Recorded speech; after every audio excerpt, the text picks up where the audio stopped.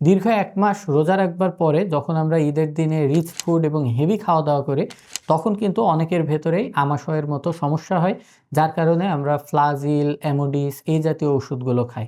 আসলে এই জাতীয় আমাশা কিন্তু আপনার মেট্রোনিডাজল জাতীয় যে সকল ঔষধ রয়েছে এগুলোতে খুব বেশি একটা কাজ করে না।